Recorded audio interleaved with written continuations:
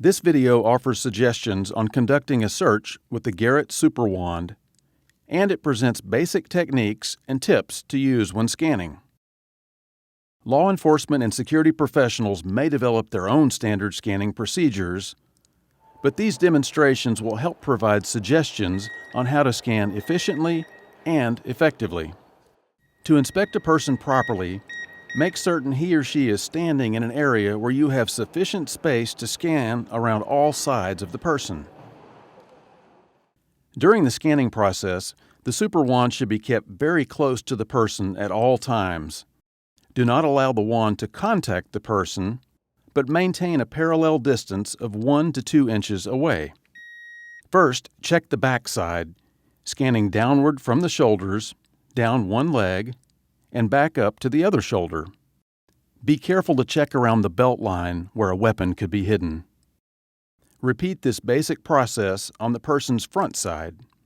You must check arms, legs, and pocket areas carefully.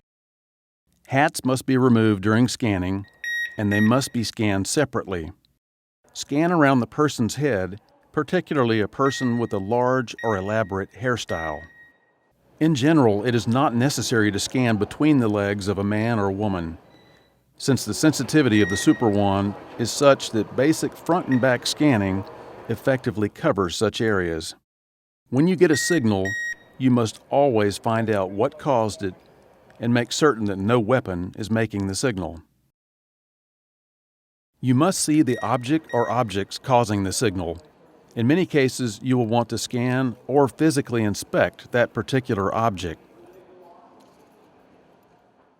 You might see decorative pins on a person's outerwear. Make certain, however, that the object making your Superwand signal is only a pin.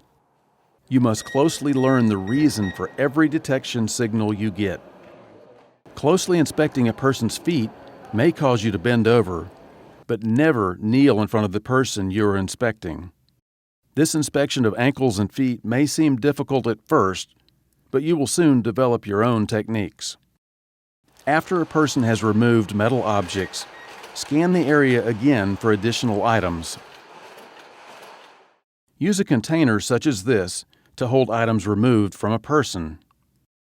You must visually inspect the objects that made the signal. If you get a signal from a person's pants pockets, do not let them explain it away simply by jingling coins.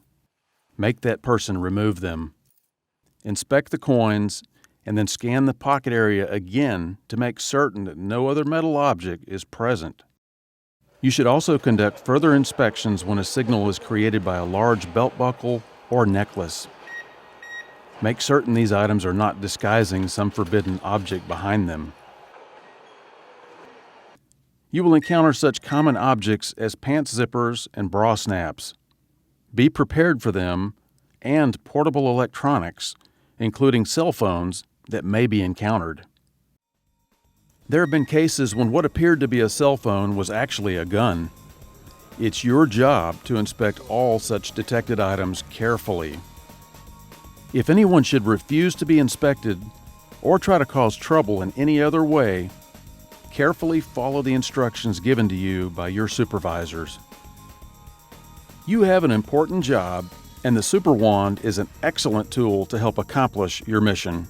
Depend on the performance of your Superwand, just as the public depends on you to help keep them safe.